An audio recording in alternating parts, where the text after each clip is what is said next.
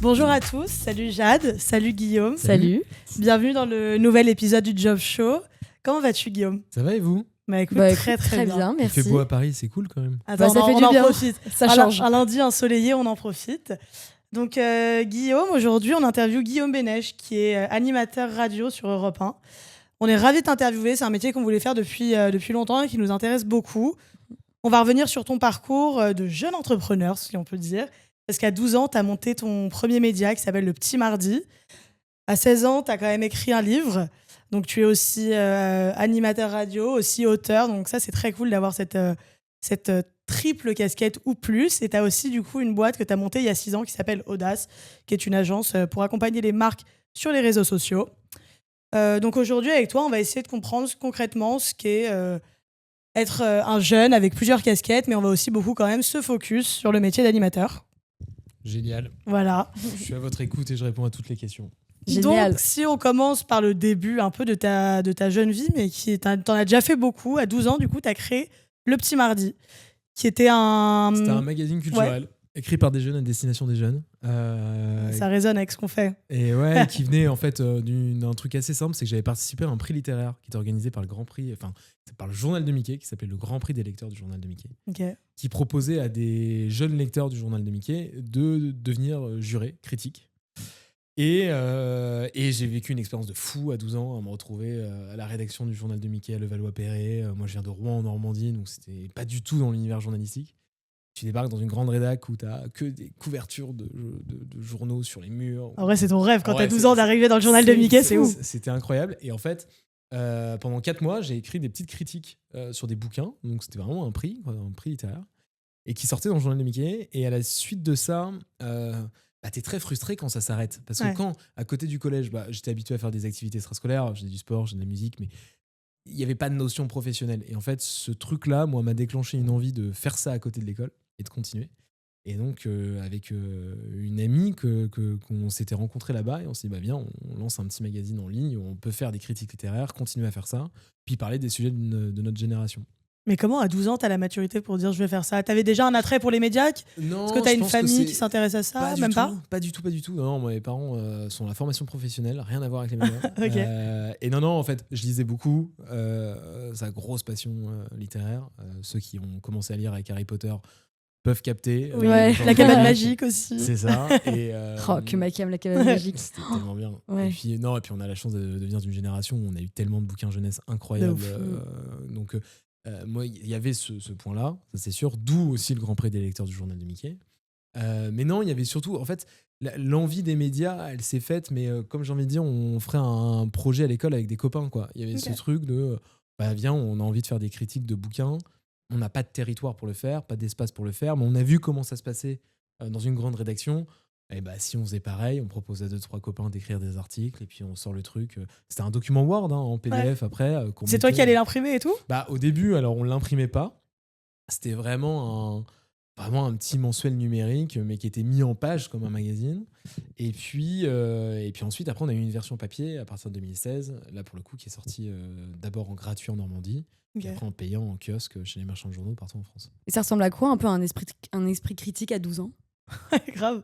En vrai, je pense que c'est limite plus développé qu'un esprit critique à 50. Parce qu'en fait, sur des objets artistiques, notamment la littérature, en fait, c'est que du subjectif très direct. Donc c'est surtout de j'ai aimé, j'ai pas aimé. Et le pourquoi, je trouve qu'il est plus simple. Pourquoi quand tu lis beaucoup et que tu lis beaucoup de bouquins, t'es très vite capable de savoir pourquoi tu n'aimes pas ce livre. Mais du coup, j'ai compris que t'aimais bien la lecture. Ouais. Depuis ton jeune âge. Et c'est pour ça qu'à 16 ans, tu t'es dit, je vais écrire un livre. Comment tu te dis, genre, ok, let's go, je vais écrire un livre ? Surtout à 16 ans, c'est quoi. ça. Non, mais en fait, il y a ce truc, quand tu lis beaucoup, et je pense que ça arrive à beaucoup de Français, parce qu'on est le pays où il y a le plus de livres qui sont cachés dans des tiroirs. Il y a quand même cet esprit de lire te donne envie d'écrire. Et même dans la vie de tous les jours, c'est beaucoup plus simple d'écrire quand tu lis des bouquins, tu as du vocabulaire, tu as de la structure, voilà. Et ça t'offre de l'imagination aussi. Et mine de rien, quand t'es un gamin qui lit beaucoup, moi je lisais 3 livres par semaine, je lisais vraiment beaucoup. ton imagination, elle tourne. Et Ouais. donc, tu dis, moi, si je devais écrire une histoire, ce sera ça. Puis tu commences à la réfléchir, à l'imaginer. Donc, j'ai commencé à écrire comme ça, avec un premier jet de bouquin qui est sorti quand j'avais 13-14 ans, qui était un premier petit truc, auto-édité. Un deuxième. Et en fait, j'ai eu la chance de croiser au Grand Prix des lecteurs du Journal de Mickey une remise des prix 4 ans après ma propre promo. Michel Lafon, Un grand que éditeur. j'ai reconnu, grand éditeur qui était là-bas, que j'ai reconnu. Alors pour les anciens qui nous écoutent, si vous suiviez Natou à l'époque, Ah Natou oui. avait Ah ouais. sorti un bouquin chez Lafon. Waouh, Et l'ancienne. Michel Lafon était dans une vidéo de Natou. Et je me dis en le voyant, mais je connais ce monsieur. Je ne sais pas qui c'est, mais je connais ce monsieur. Et puis j'ai réfléchi et d'un coup j'ai capté que c'était lui. Donc je suis allé le voir et donc je lui ai parlé des 2 bouquins que j'avais auto-édités. Et c'est un monsieur qui a eu toujours cet esprit de dire le culot, faut le récompenser. Et donc je pense que ça lui a plu qu'un gamin de 16 ans vienne le voir et lui propose un bouquin. Et donc il a réédité une nouvelle version de mes 2 premiers livres. Et donc j'ai travaillé avec un éditeur, j'ai appris plein de choses. C'est énorme. Et c'était génial. Et c'est sorti, j'avais 16 ans. Ouais. Et tu te rendais compte à 16 ans de ce qui était en train de t'arriver? Tu t'en rends compte, oui, un petit peu, bien sûr. En fait, là où tu captes, c'est que j'ai fait beaucoup de médias à l'époque, Ouais. énormément, en tant que jeune entrepreneur, en tant qu'auteur, etc. Et oui, tu comprends que tu es en train de vivre un truc quand tu quittes le lycée à 16h pour prendre un train à 17 pour être au Grand Journal à 19. Il y a un truc qui est peu commun. Et là où ça a été difficile aussi, c'est que c'est des choses où ça va très vite, ça monte très vite, ça redescend aussi très très vite. Donc faut apprendre. Faut être prêt aussi. Et tu l'es pas. Ouais, donc, non. surtout à cet âge-là. Donc t'encaisses un peu. Tu dis comment ça se fait qu'avant je recevais 2 propositions de médias par semaine et que d'un coup j'en reçois plus. Donc c'est aussi une façon de se. Moi ça m'a beaucoup appris sur les médias c'est génial, la notoriété c'est sympa, mais c'est très futile et ça arrive par période.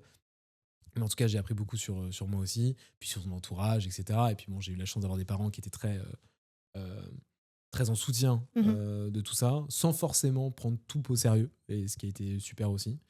Et donc, tu arrives à prendre conscience, mais t'en détacher aussi un minimum.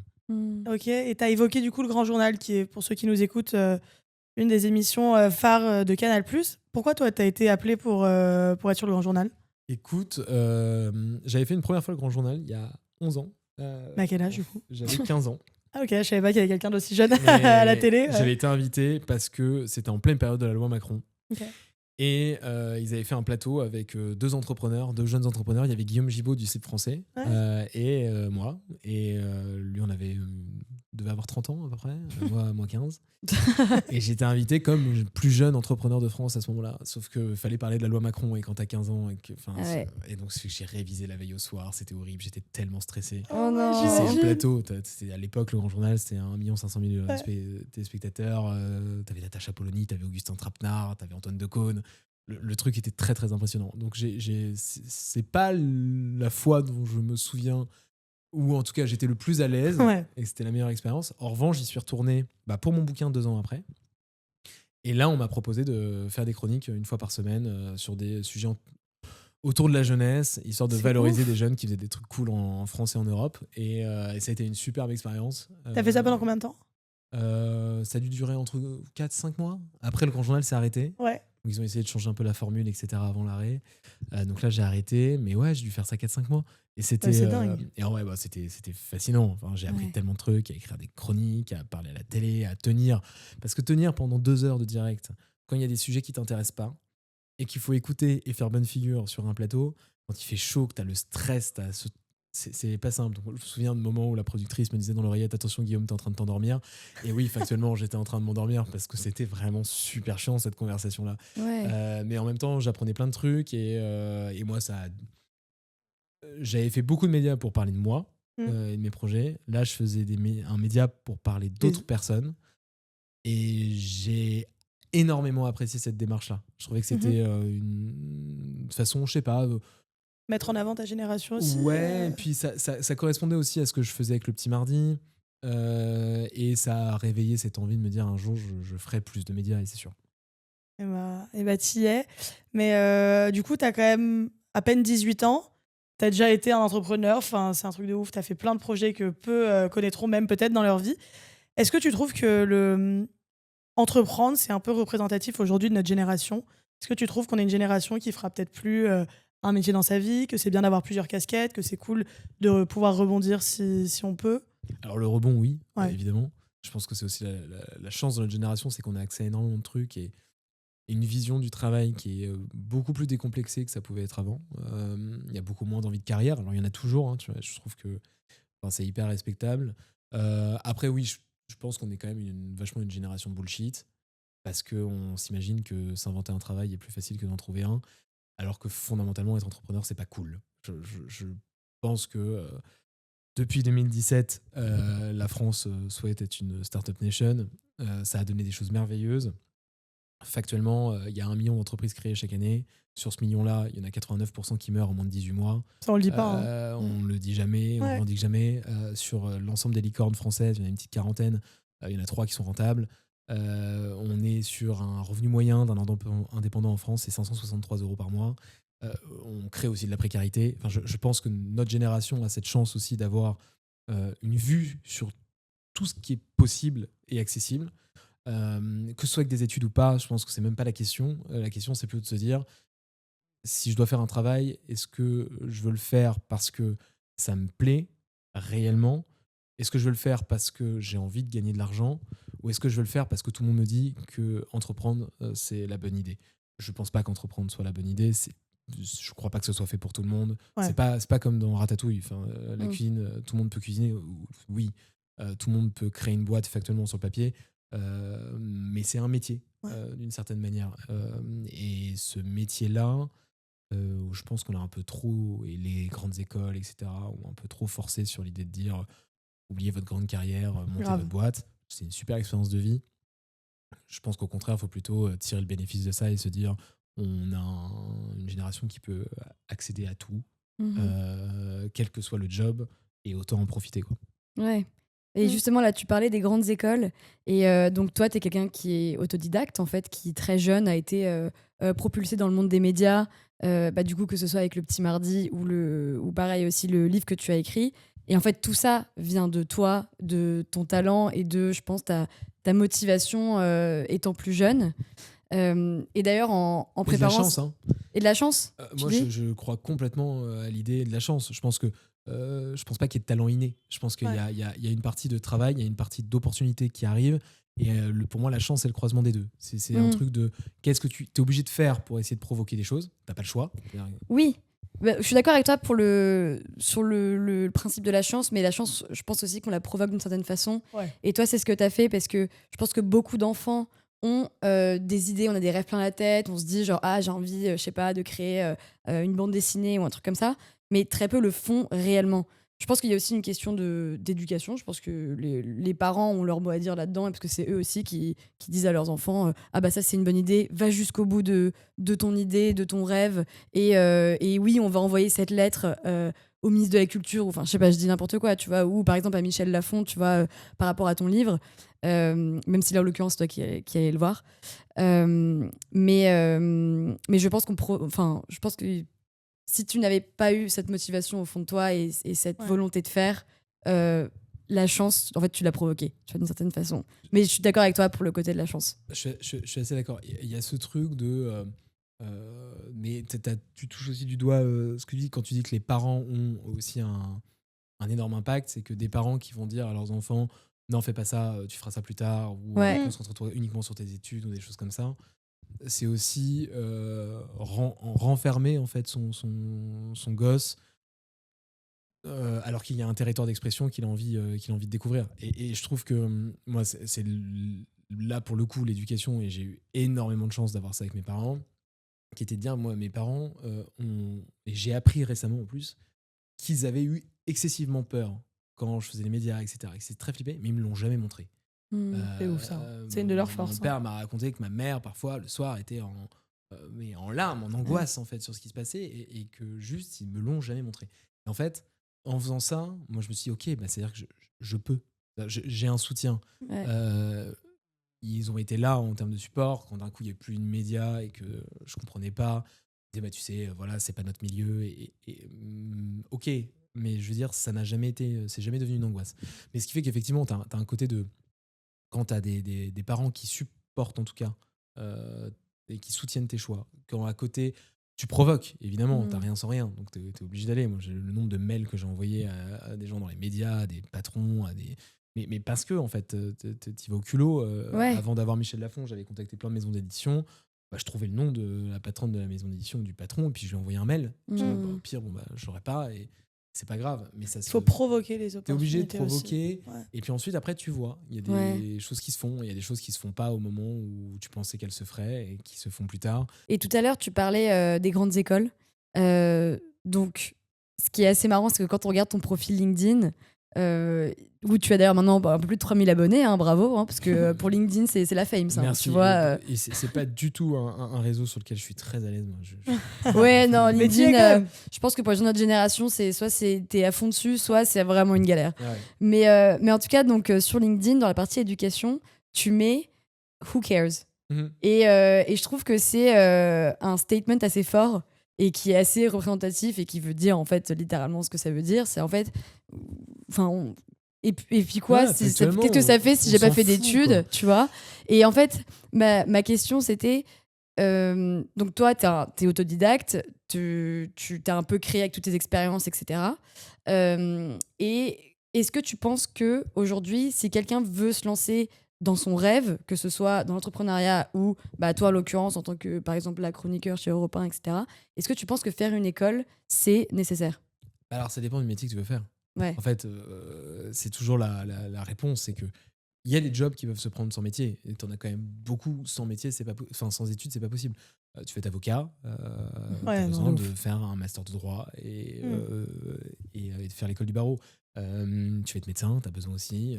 Tu vas être ingénieur, t'en as besoin. Enfin, je veux dire, il y a quand même énormément de métiers sur lesquels on peut pas se passer des études. La question, c'est pas est-ce que les études sont obligatoires ou nécessaires, c'est dans quel contexte il faut en faire. Et je pense que c'est plutôt dans cette optique-là, mais ce qu'on disait avant, c'est on a accès à une variété de métiers, notre génération, qui est folle. La question, c'est si tu te projettes en disant, moi, c'est dans ce secteur-là que j'ai envie de travailler, c'est très simple de ne pas faire d'études. Mm. Parce qu'en fait, tu vas travailler dans un secteur sans forcément attendre un métier en finalité. Par contre, si tu veux un métier spécifique, tu sais que pour certains métiers spécifiques, tu as T'es besoin obligé d'un d'y bagage passer. et tu n'as pas le choix. Ouais. Et je pense que c'est plutôt ça. La question, c'est plutôt entreprendre en tant que tel. Factuellement, tu n'as pas besoin d'études parce que l'entrepreneuriat n'est pas un métier. Ce qui est un métier, c'est la fonction que tu vas opérer. Si tu es chef d'entreprise, ça devient un métier. Parce que gérer une boîte, c'en est un. Mais est-ce que du coup, tes anciennes expériences, parce que maintenant tu t'es lancé dans l'entrepreneuriat avec une boîte qui s'appelle Audace, et donc qui vise à faire, grosso modo, de la création de contenu pour des entreprises et des institutions. Donc vous avez des nombreux clients assez prestigieux d'ailleurs, hein, comme LVMH, Renault, HBO. l'URSSAF Ouais. aussi, Ouais. Ça, qu'on embrasse. Et est-ce que tes expériences passées, du coup, donc, t'ont aidé à créer cette boîte? Et est-ce que tu peux nous parler un petit peu plus, rapidement, de ta boîte aujourd'hui? évidemment, les expériences passées t'aident à faire. Et je suis assez convaincu que s'il y a une prochaine boîte plus tard, que celle-là ira plus vite et Ouais.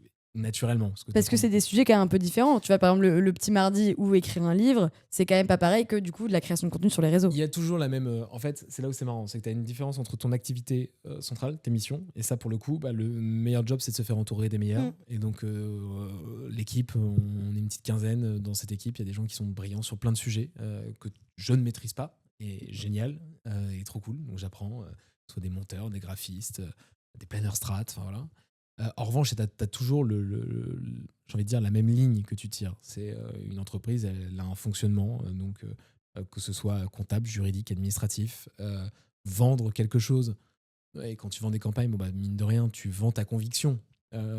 Tu vends pas uniquement les missions que tu fais. Donc ton job, c'est de convaincre quelqu'un de te faire confiance pour opérer quelque chose. Ouais. Que ce soit du contenu demain ou que ce soit vendre un steak frites dans une brasserie, factuellement, on est sur le même modèle.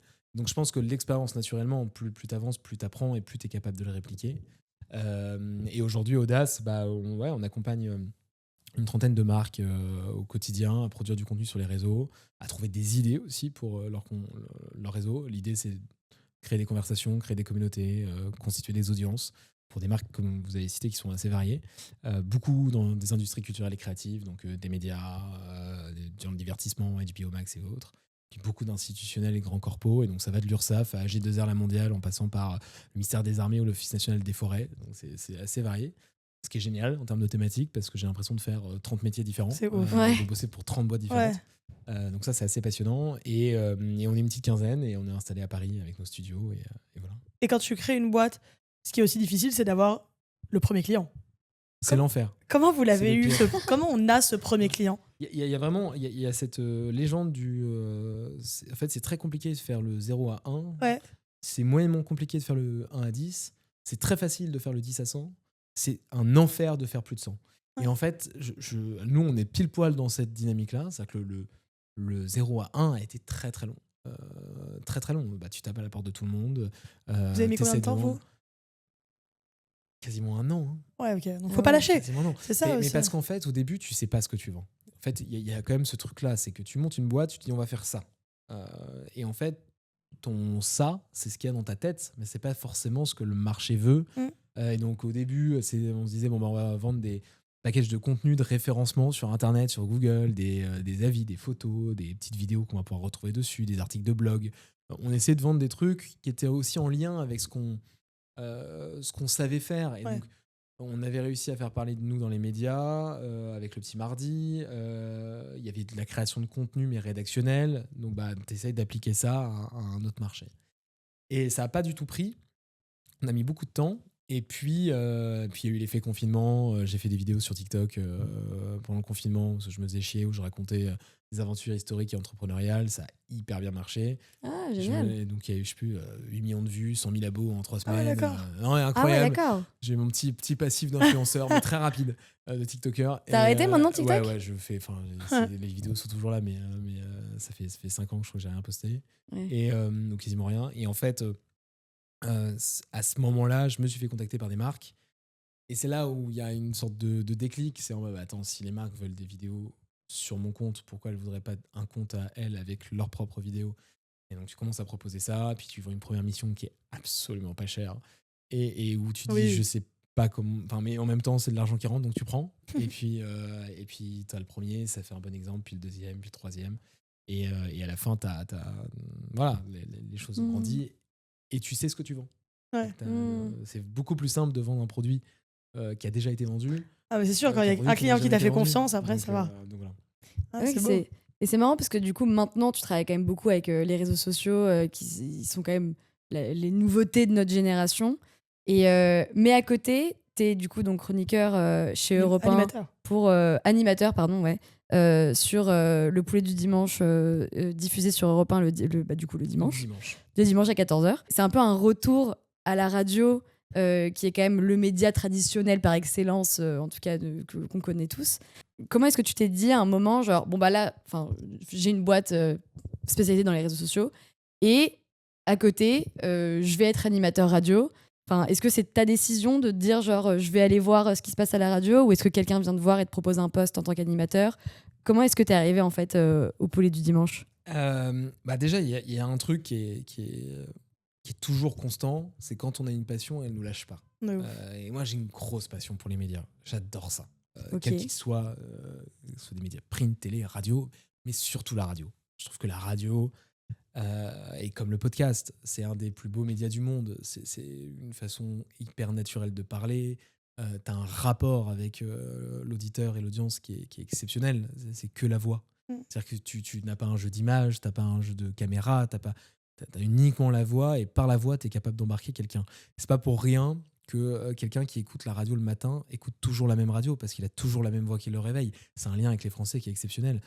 Tu fais la matinale de France Inter ou d'Europe ou d'RTL, tous les matins, tu sais que tu as des gens qui vont se réveiller avec ta voix.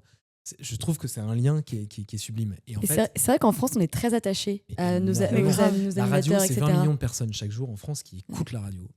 La télé, on est un peu plus de 30 millions, mais 20 millions de personnes chaque jour écoutent la radio. Que ce soit en podcast aujourd'hui, en réécoute, que ce soit dans la voiture, que ce soit chez soi, soit en cuisinant, soit en faisant du sport. Le média radio est très très fort. On est le pays des radios libres. On est le pays qui... Il y a très peu de radios qui étaient présents sur des révolutions. Nous, on a eu mai 68 avec les camions européens. Il y a une histoire qui est très particulière. Et surtout des talents de dingue. Ce qui fait qu'on écoute Edith Piaf aujourd'hui, c'est aussi parce que tu as des médias qui ont lancé Edith Piaf. Si Coluche, les Restos du Cœur existent, parce que Coluche a lancé les Restos du Cœur à la radio. Et c'était sur Europe 1 d'ailleurs. Il y a un enjeu de médias qui est fascinant. Et donc moi j'adore ça. Ça a été mes premières bases dans les médias. C'est vrai qu'il y a eu au moment où il y a eu le journal de Mickey, juste après, un peu après, j'ai fait mon stage de troisième, enfin 2 ans quand même après, mon stage de troisième chez France Bleu, Normandie. Et ça a été une expérience de folie. Je me suis retrouvé avec mon petit Nagra, donc mon micro, à aller faire des reportages tout seul, à aller monter tout seul, à faire des micro-trottoirs sur les quais à Rouen comme ça. Et en fait, je trouve que tu as un lien avec les gens qui est très fort. Et il se trouve que Europe 1 a toujours été une radio qui a eu énormément d'importance pour moi. Alors non pas parce que c'était une radio que j'écoutais, du tout. Ma famille, c'était très nostalgie France Bleu. Et radio classique, côté mon père. Mais voilà. Mais en revanche, pourquoi ? Parce que le premier média radio national que j'ai fait était sur Europe 1. C'était Europe 1. C'était l'émission d'Alessandra Sublet, qui s'appelait Les petits plats dans les grands, mais qui n'existe plus, mais qui avait 11 ans, 12 ans. Et c'était une expérience géniale. Et à chaque fois que j'avais une actualité, que ce soit la sortie d'un bouquin, le petit mardi qui sort en papier, ou quoi que ce soit, ou même la création d'Audace, j'ai été invité par Europe 1 dans une émission différente. Il y a toujours eu un lien avec cette radio. Et je lui dois beaucoup, moi, à cette radio. Vraiment beaucoup. Et j'ai toujours une passion pour cette marque, pour ce que ça voulait dire, etc. Et en fait, comment tout s'est fait, je voulais revenir un peu en arrière, mais en 2021, Philippe Vandel, qui animait à l'époque Culture Média sur Europe 1, m'appelle pour me dire que grosso modo, il cherche quelqu'un pour faire c'était l'info du jour, l'invité du jour. Voilà. Et donc c'était tous les matins, il fallait trouver un invité autour de l'actu et des médias, plus faire un peu de rédaction en chef, etc. Bon, collaborer sur l'émission. Et donc il me propose ça, c'est les débuts d'Audace. C'est compliqué de dire non. Quand t'as Europe 1 qui vient te chercher, qui te propose de bosser, et Vandel qui vient, c'est compliqué de dire non. Donc j'ai dit oui, et en fait ça a duré pas très longtemps. Je suis resté un peu plus d'un mois et demi, parce qu'en fait le rythme était aussi intenable avec l'idée de créer une boîte à côté, parce que je me levais à 3h30, 4h, j'étais à la radio à 4h30, 4h45, je repartais à midi. Ensuite après, il y avait la boîte. Le soir, il fallait écrire l'émission du lendemain ou trouver l'invité du lendemain. Enfin, c'est tous les jours, c'était quotidien. Tous les jours, quotidien du lundi au vendredi. Et donc, en fait, c'est simple. Pendant littéralement un mois, mon application de sommeil, j'ai toujours l'historique, je dormais entre 2h50 et 3h10. Et en fait, il y a un moment où t'as plus de vie sociale parce qu'en semaine, tu fais plus rien. Le week-end, t'as un peu la flemme de sortir ou alors t'exploses le vendredi soir et en fait, juste ton samedi, ton dimanche, t'es mort. Et le dimanche, tu rebosses parce que t'as ton invité du lundi. Donc c'était un rythme où en fait, faut faire ça à temps plein et il faut être passionné de ça. Moi, je pense que ni les horaires ne pouvaient convenir, ni le fait d'avoir une envie de boîte à côté et de développer Audace. Donc, sachant qu'on était au début, on avait quelques premiers clients, ça commençait à prendre. Il y avait ce côté, en fait, investis-toi aussi sur ce projet à fond si tu veux que ça marche. Donc j'ai continué à faire des chroniques, en revanche, de temps en temps avec Vandel. Et en revanche, il y a un truc que j'ai remarqué quand en ayant bossé là-bas un mois, c'est qu'il y avait un vrai sujet sur les réseaux. En fait, ils étaient pas très bons sur les réseaux sociaux, si ce n'est assez mauvais. Et c'était pas une question des gens sur place qui y bossaient, c'était vraiment une question de strat. Il n'y avait pas forcément eu de vision sur qu'est-ce qu'on fait des réseaux sociaux demain et comment on en fait un canal aussi d'acquisition d'audience pour Europe 1, un modèle économique aussi, etc. Et donc, j'ai proposé à Constance Banquet, donc la patronne de Lagardère, de revoir les réseaux et de travailler dessus et de commencer par un premier point qui était de les lancer sur TikTok pour la présidentielle. Donc, c'était en 2022. Et ça, tu le fais à partir d'Audace ? Avec Audace, ouais. Ok. Et donc, on a accompagné Europe 1 sur le lancement de leur compte TikTok, qui a été un carton pour la présidentielle. Où en fait, l'idée, c'était de dire on va pas faire de l'actu, on va uniquement expliquer la démocratie. On va faire notre rôle de média, de service public presque, auprès des jeunes, en expliquant à quoi servaient les élections, comment ça marchait, comment fonctionnait notre système. Ça a hyper bien marché. Et en fait, suite à ça, on les a accompagnés sur toute la refonte de leur stratégie. Donc, de tous les réseaux, on a tout refait. On a même refait les studios et la gueule des studios. Ah ouais. Et donc, aujourd'hui, Europe 1, on est passé de 300 000 vues par mois à 30 millions. Wow. Si ce n'est un peu plus d'ailleurs, parce qu'ils viennent de dépasser le milliard de vues en 2025. Donc, wow. ça a été un très joli succès. Bravo. Mais merci, on a beaucoup bossé et toutes les équipes en interne aussi chez Europe 1 énormément. C'était un gros chantier. Et puis on discutait souvent de voilà qu'est-ce qu'on pourrait faire en radio. Moi j'aimais bien l'idée d'imaginer une émission qui puisse essayer de contrebalancer cet aspect générationnel de la radio c'est pour les vieux et les réseaux c'est pour les jeunes. Je pense que les choses ont quand même beaucoup bougé. TikTok, il y a 60% des utilisateurs de TikTok en France ont plus de 30 ans. Donc, c'est fini le côté les réseaux, c'est que pour les jeunes. Et la radio, on est quand même une génération, et preuve en est, vous montez votre podcast. Enfin, Ouais. on est quand même une génération qui aimons ça. Ouais. Et donc, il y avait sûrement un point d'équilibre entre les deux. Et donc, l'idée du poulet est née un peu comme ça. Et puis, à force de discussion, on a rencontré les bonnes personnes au bon moment là-dessus. Et les choses se sont faites. Et donc là, maintenant, ça fait 1 an. Pile, on a pris la case dans la grille en février 2025. On a fait une demi-saison. Là, on est sur notre saison complète. C'est ouf. Donc avec Sophie Dolan, avec qui j'anime cette émission, et qui elle a 62 ans, moi j'en ai 26. L'idée, c'est 2 visions de la vie qui sont différentes. Et donc on reçoit des invités avec l'idée de dire ok, on a une discussion d'1 heure sur des sujets qui concernent l'invité, sur lesquels l'invité est à l'aise.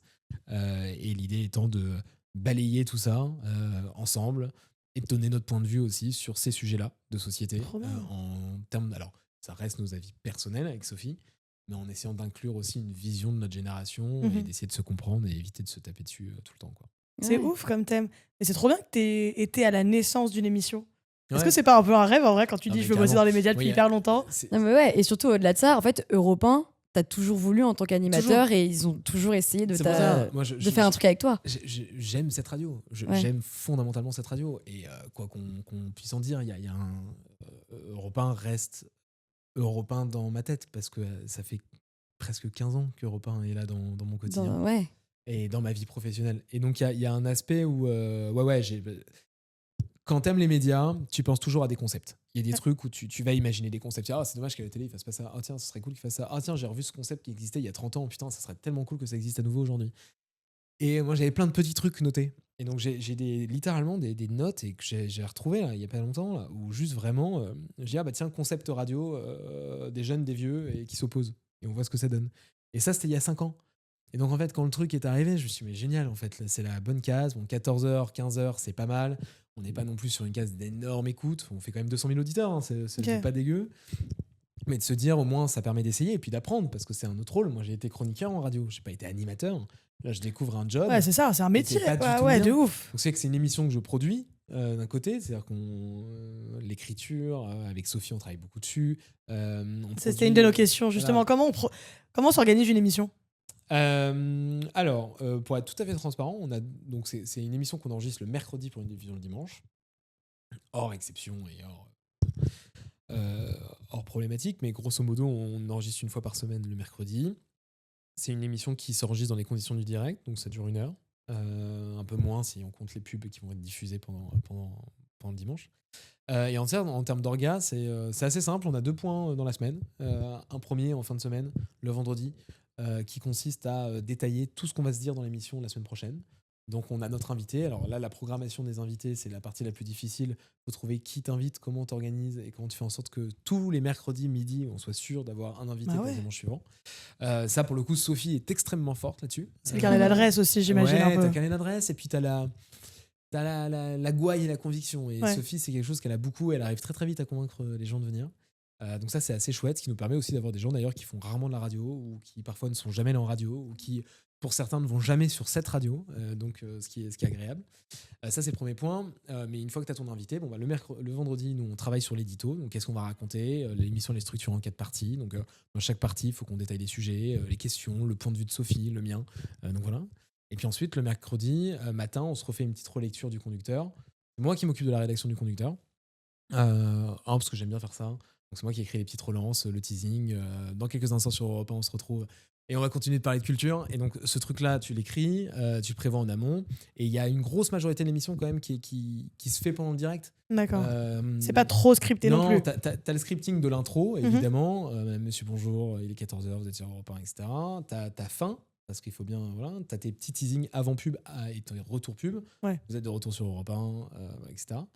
Et dans l'interstice, tu as des questions, un petit point de vue, un argument. Et ensuite, on enregistre et notre réalisateur, qui s'appelle Guillaume aussi, retravaille un peu l'émission, intègre les pubs et puis c'est diffusé le dimanche. Et comment tu choisis un sujet? Genre, mercredi prochain, on va parler de ça. C'est vraiment des... Alors, avant, on choisissait, et c'est marrant, c'était un exercice qui était rigolo. Avant, on choisissait un sujet en fonction de l'actualité ou quoi que ce soit, puis on cherchait un invité par rapport à ce sujet. Mais ce qui est très compliqué, parce que si la personne à laquelle tu penses n'est pas dispo, bah, je pense à une deuxième personne, puis une troisième, puis une quatrième, puis une cinquième. Et en fait, il y a un moment où tu te rends compte que bah ouais, mais cette émission, avec la première personne à laquelle tu as pensé, tu sais Elle aurait pas été qu'elle ouf. aurait été mieux, mais tu dis c'est dommage, on a un peu cramé un sujet quand même. Et donc, on a inversé le fonctionnement. Désormais, on pense aux personnes. C'est-à-dire qu'on se dit, bah, tiens, cette personne-là, je sens qu'elle a quelque chose à partager. Ça va être c'est chouette. cool. Et sur cette base-là, on imagine les sujets qu'on peut tirer avec elle.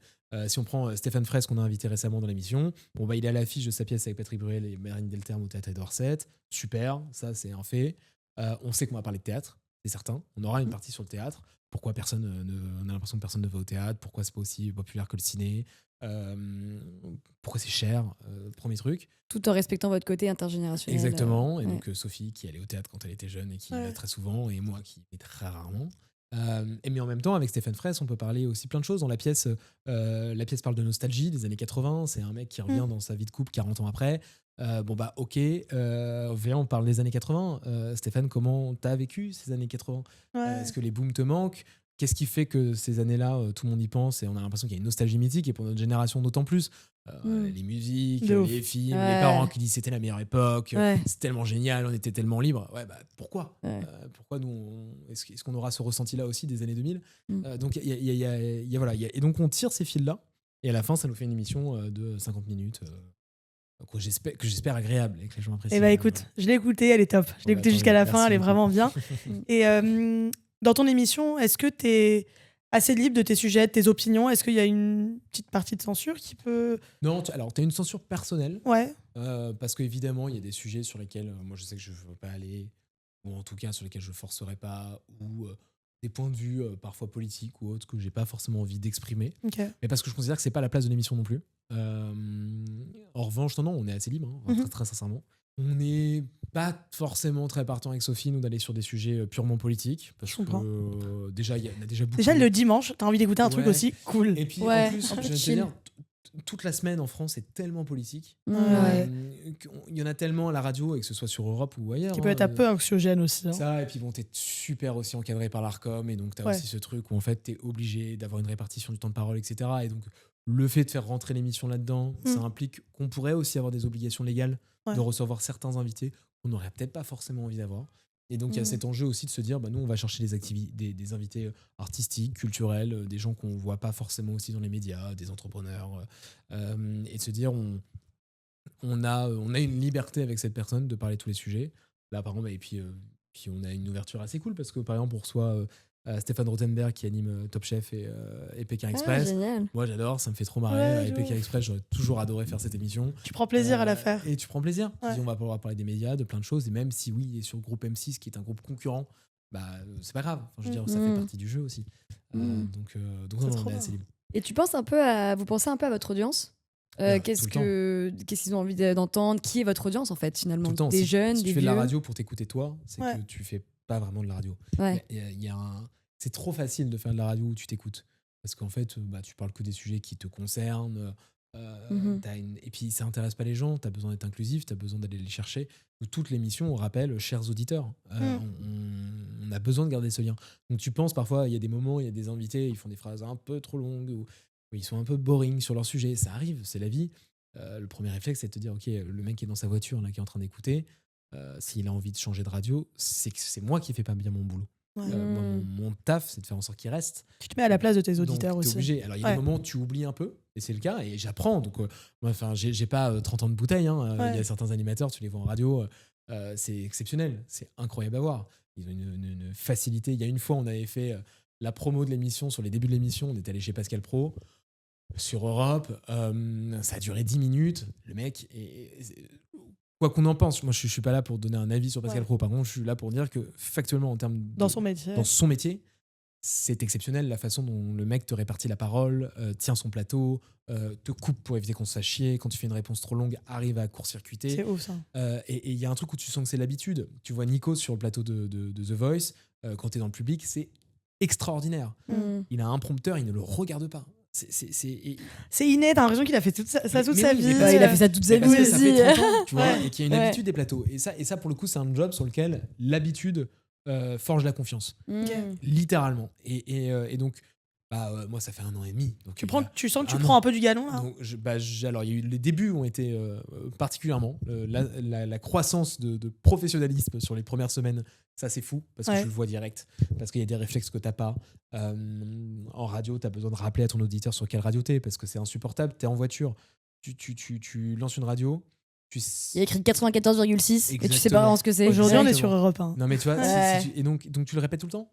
L'heure, tu rappelles aux auditeurs que tu es sur Europe, avec qui t'es, De ouf. quel invité, pourquoi, qu'est-ce qu'on fait, quelle est cette émission. Ça devient des automatismes maintenant pour toi. Ça devient des automatismes, mais parfois tu les oublies. Parce Ok. que tu es dans ton truc, et en fait, la conversation elle est hyper intéressante. Merde, j'ai pas rappelé, Ouais. ça fait 10 minutes et j'ai pas rappelé qu'on était sur Europe. Et en fait, c'est des trucs où tu apprends petit à petit, mais ça au début tu sais pas. Donc on te forme, t'as des règles, t'apprends, on t'amène à ça. Ça c'est le premier point. Et puis après, t'as toutes les situations un peu cocasses. Un invité qui dit un truc sur lequel t'es pas du tout d'accord, est-ce que t'y vas ou est-ce que t'y vas pas? Ouais. L'invité qui est trop long, il faut le couper. Comment tu coupes quelqu'un? Ouais. Tu dois lancer et en radio privée, c'est là où c'est marrant, c'est que dans le public, t'as pas trop cette contrainte de la publicité. Mhm. Tu peux te permettre de déborder. En radio privée, que ce soit chez Europe 1, chez RTL, chez Nostalgie, chez RFM, où tu veux, t'as des horaires Ouais. auxquels c'est par tranche. Donc toutes les demi-heures, il y a des pubs qui sont censées passer dans ce créneau d'une demi-heure. Si la pub ne passe pas, l'annonceur ne paye pas. Sauf que le modèle de financement d'une radio privée, c'est la pub. Ouais, Donc bah si ouais. tu n'es pas financé, ça crie. Et je peux te dire que si tu le fais plus d'une fois, on vient de te remonter les On vient te bretelles. chercher. Ouais. Ouais. Et donc, t'as un vrai enjeu, c'est de faire passer la pub. Mais t'as un invité qui est trop long, qui est en train de dire un truc hyper intéressant. Toi, tu sais qu'il te reste 15 secondes pour lancer la pub. Bah, t'as pas le choix. Ouais, mais est-ce que tu le lances, tu t'arrêtes pas à un moment, genre archi, un gros hook pour Bah, t'as un donner peu de ça, envie c'est aux que auditeurs de d'un pas coup- lâcher d'un aussi, coup, tu sens vois. qu'il y a une petite pause. Mais attendez, ouais. vous nous Vous nous racontez raconterez ça tout de ça suite après, tout de suite sur Europe 1. Et t'as ce truc de. Mais ça s'apprend. Et ça, au début, et même encore, moi aujourd'hui, il y a des moments où je n'y arrive pas. Il y a des moments où je laisse te une laisses minute déborder. de plus. Et après, on part en pub. Et je sais que il y aura un moment qui sera légèrement coupé, histoire de Ouais. rattraper le temps. Donc, c'est des choses qui s'apprennent. Mais c'est un métier qui est passionnant parce que t'apprends techniquement très très vite. De toute façon, t'as pas le choix. Mhm. T'as des retours aussi qui sont faits par tes pairs, donc vraiment littéralement Par Sophie. par Sophie, par la direction, Ouais. par le réalisateur qui est en radio, le réalisateur de l'émission. On parle souvent des réalisateurs en télé, etc. En radio, ils sont essentiels. Sans un réalisateur, l'émission ne se fait pas. C'est lui qui va timer l'émission, c'est lui qui va lancer les sons, c'est lui qui va monter, c'est lui qui va avoir une vue complètement technique, donc qui est toujours là pendant la réalisation de l'émission. Et donc ça, c'est des retours qui sont intéressants.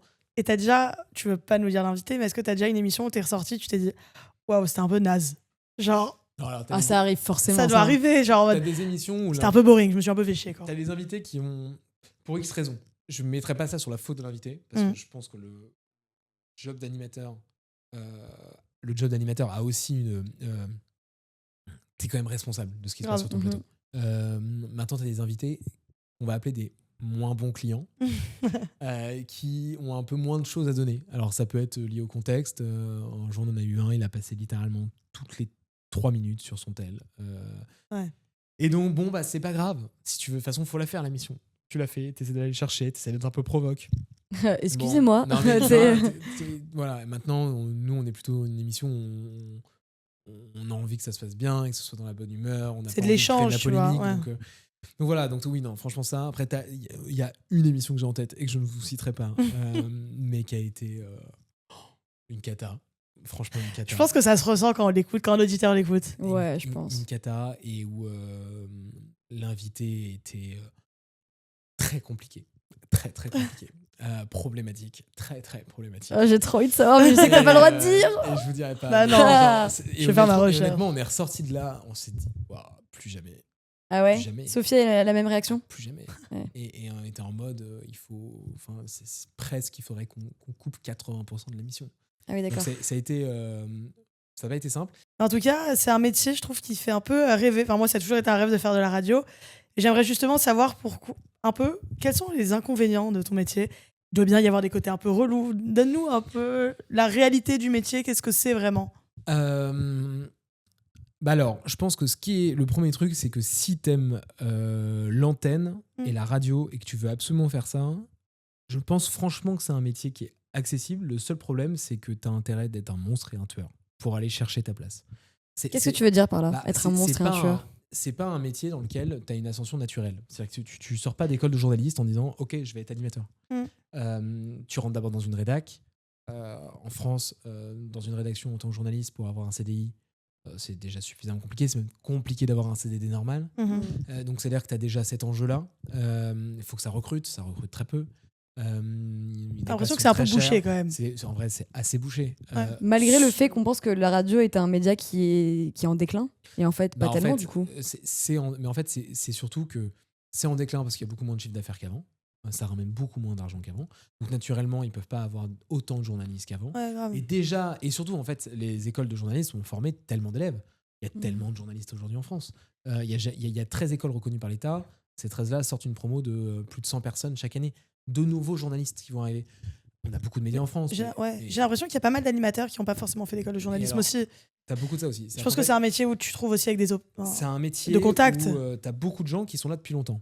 C'est-à-dire que c'est quand même un métier où, en vrai, si t'es animateur et que t'es bon, tu fais toute ta carrière. Il y en a très peu qui en sortent. Ceux qui en sortent, c'est soit parce qu'ils ne faisaient plus d'audience, soit parce qu'ils ont fait le choix. Alessandra Sublet a fait le choix de quitter les médias, par exemple. Mais c'est-à-dire que c'est des places que tu tiens. Quand t'as ta place, grave. Tu la gardes parce qu'elle est chère. Mais ce qui fait que pour y accéder, c'est compliqué.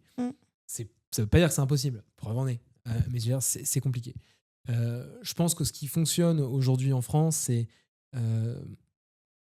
il faut que tu arrives avec l'envie. Et par l'envie, j'entends, tu dois t'investir dans ce média. Tu dois être présent, tu dois montrer que tu y crois, tu dois avoir des idées, tu dois proposer des concepts. Le deuxième inconvénient, c'est qu'il faut savoir se détacher. Alors, ça va être bizarre ce que je veux dire, mais de la tentation de l'antenne. Faire de l'antenne, si t'aimes ça, ça devient addictif. Parce que c'est passionnant. T'es derrière un micro, tu dis ce que tu veux et les gens t'écoutent. Sur le principe. C'est ce qui fait qu'aussi t'as beaucoup de personnes qui ont la grosse tête dans ce milieu. Parce que c'est simple d'avoir la grosse tête. T'es connu, on t'écoute, tu fais ce que tu veux. Mais c'est aussi j'ai envie de dire... C'est un vice un peu ? C'est un vice. Okay. Tu t'y habitues. Pourquoi un Cyril Hanouna, par exemple, garde l'antenne le soir ?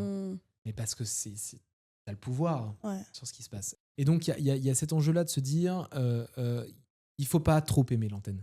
Je pense qu'un bon animateur, c'est quelqu'un qui aime ça pour ce qui s'y passe, mais pas pour qui arrive à lâcher quand il y est d'être à l'antenne.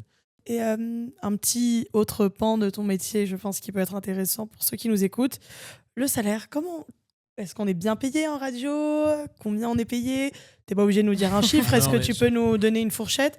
Et comment ça se passe en fait la rémunération ? Alors, tout dépend. Le milieu des médias, tu as deux options grosso modo de rémunération. Quand tu es dans le privé, j'entends, tu as CDD, CDI, CDD d'usage, beaucoup, donc c'est des contrats par saison. Ouais. Où là, pour le coup, tu as une rémunération. Et en vrai, pour plein d'émissions et plein de radios, c'est pas dégueu. Enfin, je veux dire, c'est pas dégueu. Moi, pour vous dire, pour être tout à fait transparent, quand j'ai commencé chez Europe 1, chez Wendel, il y a 5 ans, j'étais payé donc pour la matinale où j'étais dessus, 2500 € brut par mois. Ok. Pour 5 jours par semaine. Pour 5 jours par semaine. Bon, avec des horaires de bâtard. Costaud. Mais voilà, ce qui était un bon salaire, mais c'est-à-dire que j'étais pas quelqu'un de. Enfin, j'avais un salaire débutant. Donc, c'était pas. Enfin, je trouve que c'est quand même un bon salaire d'entrée dans ce milieu-là, d'autant plus pour la liberté et les responsabilités qui étaient les miennes. T'as des gens en radio qui vont gagner beaucoup plus que ça. T'as des gens en radio qui vont gagner moins que ça. Qu'on soit clair. Et tu as une deuxième option, si c'est pas un contrat comme ça, c'est que tu as des contrats de production. Et donc, c'est-à-dire que tu vas produire l'entièreté de l'émission. Et donc, tu fais l'émission et tu vends un montant mensuel sur facture aux médias directement. Et toi, tu gères tout. Mais c'est-à-dire que si tu as des membres dans ton équipe, c'est toi qui les payes. Donc, c'est toi qui les salaries. Nous, on a ce modèle-là. Toi, c'est le cas. Donc, on a un contrat mensuel avec Europe 1. Et donc Europe 1 paye un montant qui honnêtement ça reste un petit montant. C'est pas ça c'est ce qu'on entend souvent ça qui nous rendra riche. Oui. Non, et en fait aussi après il faut être cohérent. Vous avez un créneau. Votre grille, oui, c'est 1 heure par semaine. Je tirerais pas non à plus et je pense que ce serait par rapport aussi à la charge de travail factuellement cool, mais voilà, faut aussi être cohérent. On est 1 heure par semaine à l'antenne le dimanche. Ça n'en prend pas 100 heures de travail par semaine. Oui. Oui, faut être, voilà. Donc toi, du coup, depuis que t'es petit, les médias, c'est un peu toute ta vie. Et donc encore maintenant, t'en as fait ton métier. Et même si t'as ta boîte à côté, Audace, dont on parlait tout à l'heure, est-ce que tu te vois continuer dans les médias? Est-ce que tu te vois continuer avec le poulet du dimanche? Et est-ce que peut-être que dans 5 ans, tu te verrais encore à la radio, chez Europe 1, Écoute, en ayant ton émission? je pense que c'est le genre de choses où tu le... Alors, 2 trucs. Un, oui, j'espère pouvoir continuer à faire des trucs dans les médias. Que ce soit maintenant, que ce soit demain, qu'il y ait des interruptions ou pas, mais en tout cas, je sais que c'est un univers dans lequel je resterai ou reviendrai tout au long de ma vie. Ça, j'en suis sûr. Europe, écoute, on va croiser les doigts. Ouais. La fin de saison est en juin. On verra si on renouvelle ou pas à la rentrée. J'espère, parce que j'aime bien cette émission et je trouve que plus on avance, plus l'émission est chouette. Maintenant, je ne suis pas le seul décisionnaire. Les vrais décisionnaires, mine de rien, c'est les audiences. Donc, c'est plus les Allez gens- écouter. Voilà, plus Ouais. ils écoutent. Et mettez des commentaires, surtout sur Apple Podcasts et Spotify. On a tellement besoin de ça. Nous aussi. Nous aussi. Nous aussi. On met des commentaires partout. Mais en tout cas, non, il y a ce premier enjeu. Il faut que ça fasse de l'audience. Ouais. Il faut que l'émission soit rentable. Donc, c'est important. Ça, c'est le premier point. Ensuite, après, évidemment, j'espère pouvoir continuer. Et que ce soit le poulet du dimanche à un moment donné ou autre chose. T'as envie de rester dans cet Je pense univers, qu'en j'ai radio, il y a l'impression. 1000 trucs à faire. Je pense qu'en télé, il y a 1000 trucs à faire. Parce qu'on est à un pivot dans les médias. On est face à une audience qui baisse de façon continue, que ce soit en presse écrite, en radio et en télé. On est face à une audience qui monte de façon intensive sur les réseaux. Et pour autant, jamais les contenus des médias ont autant marché que sur les réseaux. Jamais Ouais, autant notre génération et les autres générations se sont informées. Et donc, on ne peut pas considérer que parce que moins de gens regardent la télé, que la télé disparaît. C'est pas la télé qui disparaît. C'est le format. C'est le format en lui-même. Mm. Et je trouve que dans cette logique-là, imaginer des concepts, des idées et apporter de la nouveauté, c'est un jeu chouette. Et moi, ça me ferait kiffer. Ouais, Trop trop bien. Et avant de faire notre petit format question flash, est-ce que tu aurais 2-3 conseils à donner aux jeunes qui souhaitent se lancer dans les médias, dans le milieu du journalisme? Je pense, premier niveau, la seule façon d'arriver à travailler dans ce milieu, c'est vraiment d'avoir envie. C'est ce qu'on disait tout à l'heure. Je pense que si tu pousses pas les portes, ça marche pas. Il y a trop de gens, il y a trop de candidats, malheureusement. Donc il y a un vrai enjeu, en tout cas, à faire sa place. Et par faire sa place, ça peut être par des sujets personnels, ça peut être par des niches d'infos, d'actu qui vous plaisent. Mais en tout cas, il y a pour y rentrer, il faut vraiment avoir la dalle. Ça, c'est le premier point. Le deuxième, faut pas croire qu'il faut connaître du monde ou que c'est un milieu qui est fermé. Je crois pas du tout à ça. Je pense que si on connaît pas quelqu'un, il faut connaître cette personne. Donc l'enjeu, c'est encore une fois d'avoir la dalle et d'aller le contacter et d'y aller. Enfin, ça reste la norme, mais il y a ce vrai truc. Le troisième, montrez-vous. On est dans une génération, et on en parlait tout à l'heure, où il y a des gens qui vont avoir créé un compte TikTok et qui auront 200 000 abonnés et qui feront de l'actu ciné. De ouf. Qu'est-ce qui fait la différence entre vous et cette personne à la fin de la journée? C'est que cette personne a 200 000 abonnés, et pour un média qui cherche à chercher de l'audience et à avoir de l'audience, il va aller chercher ça parce que vous avez réussi à toucher du monde, vous avez réussi à créer des formats. Je dis pas qu'il faut naturellement monter votre média, on s'en fout qu'il y ait 200 visiteurs ou 10 000. Ce qui compte, c'est la démarche. C'est une Aller vitrine chercher en de fait. l'audience, c'est ça. C'est Et aller c'est un chercher nouveau l'audience. CV. Et il n'y a rien de plus enthousiasmant que d'aller chercher une audience. Il n'y a rien de plus cool que de se dire même si j'ai eu 5 lecteurs ou 5 personnes qui ont regardé mon contenu, c'est chouette. En fait, ces personnes-là, je les ai intéressées, je leur ai apporté de l'information, et mine de rien, c'est quand même le jeu. On a un nouveau petit format pour chaque fin d'émission, c'est les questions flash. 10 questions auxquelles tu dois répondre assez rapidement, le plus simplement possible. Ouais. Jade va lancer la première question. Voilà. Donc pour la première question de ces questions flash finalement, donc si tu devais résumer ton métier en une phrase, ce serait quoi? Apporter de la valeur à des audiences où qu'elles soient, sur les réseaux ou à la radio. Est-ce qu'on peut vraiment dire tout ce qu'on pense à la radio aujourd'hui? Je crois, oui. Surtout sur Europe 1, radio libre. Quelle est la plus grosse idée reçue sur ton métier en tant qu'animateur? Qu'on gagne plein d'argent. Est-ce qu'il faut avoir une grosse voix pour réussir à la radio? Une belle voix ou c'est un mythe total? Il faut une voix. Alors après, je sais pas s'il faut une belle ou une grosse. Mais en tout cas, il faut une voix. Et mine de rien, c'est la voix qui fait qu'on revient.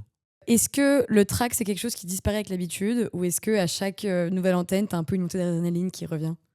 Non, je suis pas très stressé. Je suis pas d'un naturel très stressé. De Mais façon ça se voit, générale. t'es très posé là. Je suis vraiment pas très stressé. Non, ce qui est stressant, c'est quand t'as un invité où tu sais qui est un gros profil. On a reçu Patrick Sébastien. Je peux te dire, comment tu reçois Ah ouais. Patrick Sébastien, T'as les oreilles comme t'es un ça. peu comme ça en mode qu'est-ce qu'il va nous faire, tu Ouais. vois. Et donc non, il y a certains enjeux comme ça où je suis un peu stressé. Et après en vrai le stress, tu as toujours un peu cette appréhension, mais surtout sur du direct ou alors sur des sujets où tu sais pas trop comment ça va se passer. Quand tu t'enregistres en radio, à la fin tu es habitué à ton studio, c'est ta chaise, c'est tes réflexes, c'est ton environnement, Une émission ratée, ça ressemble à quoi? à quelques larmes, quelques cris et quelques ok, on fait quoi. Si tu pouvais monter ou créer ton émission seule, ça parlerait de quoi? Moi, j'adorerais faire une émission, alors qui serait une émission de télé. J'aimerais revenir à un format qui avait été inventé par Arthur il y a 25 ans, qui est un format de soirée karaoké en prime time à la télé.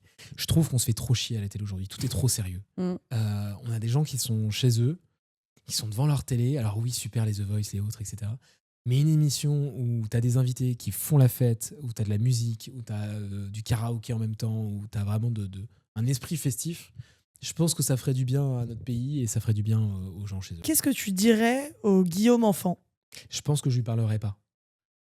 Franchement.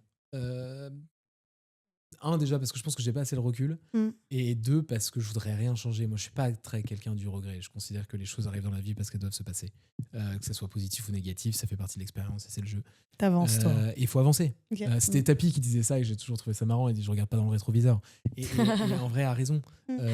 Et surtout que là, bon, à 26 ans, et me voir à 5 ans en me disant continue, vas-y, mon bonhomme. Non, bah non. Alors, il y a un gros cliché dont j'ai entendu parler, mais les gens disent que souvent, genre, quand tu fais de la radio, ça veut dire que t'es moche. Alors, c'est vraiment pas ton cas, hein, t'inquiète pas. Mais est-ce que tu penses que ce Merci. cliché est vrai ou faux? C'est très plaisant comme podcast. Je vous recommande. En fait, non, attends, je réfléchis. Je suis en train de me faire tous les animateurs de radio. Non, je pense que. Non, c'est un cliché. Hein. Franchement, Ouais. c'est un cliché. Hein, parce que que ce soit chez Europe ou même ailleurs, hein, chez RTL, les gens sont quand même assez beaux. En fait, c'est quand même un milieu de médias. Non, mais bien sûr. C'est l'image. Mais je pense que un c'est peu, le cliché de L'image. genre, vu qu'on veut que ta voix, tu vois, Ouais, c'est une non. idée de merde, quoi. Alors, Mais- sincèrement, non. Et puis d'autant plus qu'aujourd'hui, la radio, elle est filmée quand même. Donc, t'as Ouais. tous les extraits qui sortent. Et non, j'ai pas l'impression. Alors après, je pense qu'il y a autant de beaux, autant de moches. Que dans tous les un peu métiers. partout, quoi. Qu'est-ce que personne ne dit réellement sur ton métier? Alors, sur la partie Europe 1 et animation, en vrai, ça, c'est pas concerné. Mais sur le reste, c'est ce qu'on disait au début, c'est pas cool d'être entrepreneur. Honnêtement, moi, si je pouvais faire les mêmes choses avec le même niveau de responsabilité, mais en CDI, pour quelqu'un, je le ferais.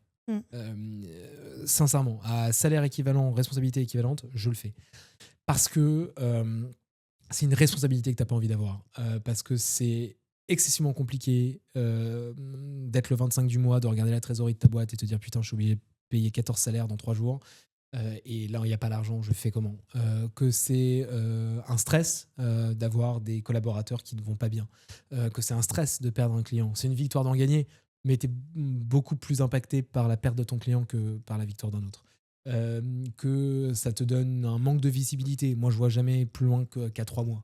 Et encore 3 mois, je suis gentil. Il y a 2 mois, je voyais pas mon premier trimestre 2026 de cette manière. Ouais. Donc, c'est pas un métier facile, c'est pas un métier marrant, c'est une contrainte. On imagine la liberté par l'entrepreneuriat.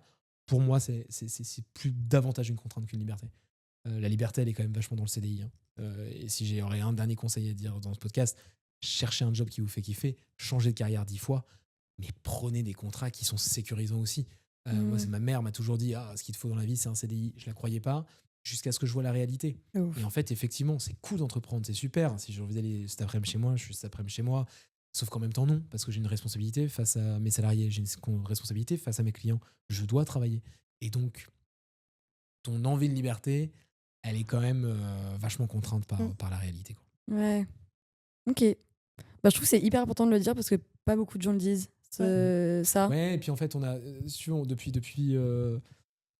10 ans, on promet l'entrepreneuriat, tout va. Et je pense que c'est une bonne chose aussi. Il faut il y ait des profils qui ressortent de ça. Il y a des belles boîtes qui ont été créées depuis 10 ans et c'est passionnant. Mais dans la réalité des faits, on est aussi en train de créer, honnêtement, et ce que je vous disais au début, une précarité de malade. On est en train de créer des profils qui allaient. Auparavant, tu sortais d'un HEC ou de l'EM Lyon, tu pouvais aller bosser chez EY, chez McKinsey, tu pouvais bosser dans une grande banque d'affaires de façon très, très, très simple, alors en étant bon, hein, mais avec ton diplôme, tu pouvais accéder à tout ça. Aujourd'hui, ces gens-là sont en pénurie de profils. Parce qu'en fait, il y a plein de gens qui se lancent dans l'entrepreneuriat en pensant pouvoir faire autant d'argent à côté. Mais en fait, factuellement, c'est pas vrai. C'est statistiquement pas le cas. J'ai plein de copains qui ont fermé leur boîte à plusieurs reprises. Ça pourrait m'arriver demain. C'est pas un job sécurisant et c'est une réalité. Il faut l'accepter. Après, je dis pas, si tu es prêt à ça, tu t'en fous de la sécurité. Et que tu choisis de vivre comme ça. Tu choisis de vivre comme ça. Même s'il faut quand même la dalle. Hein. C'est-à-dire que l'entrepreneur qui a l'argent de papa et maman, sur le principe, ça marche, mais il y aura toujours ce truc qui manquera face à un autre entrepreneur. Donc, j'ai pas le choix. Mais si tu as ce choix-là, tu perds aussi cet aspect, j'ai envie de dire, contraignant de l'entrepreneuriat, qui est peut-être, en revanche, là où tu as le point de liberté, c'est que le meilleur appareil d'ascension sociale en France, oui, c'est l'entrepreneuriat. Et Xavier Niel le disait souvent, et c'est vrai. Je trouve que c'est vrai. Bah écoute, là c'était la fin de nos questions flash et de notre épisode. Bah écoute, mille merci d'être venu, c'était hyper intéressant. Très intéressant. Bravo pour tout, que ce soit pour Audace, pour le petit mardi, pour Guillaume étant petit et Guillaume aujourd'hui au poulet du dimanche. J'invite du coup tous les abonnés du Job Show et tous les spectateurs du Job Show à aussi aller écouter le poulet du dimanche si vous voulez en savoir plus un petit peu sur la culture et avoir un avis d'un jeune mais aussi d'une personne un peu plus âgée. Et écoute, merci beaucoup. Merci à vous, c'était super. Hyper enrichissant. Pour rappel, nous sommes sur le Job Show, il est 15h37 et on interview Guillaume Bénèche. Voilà, à la prochaine.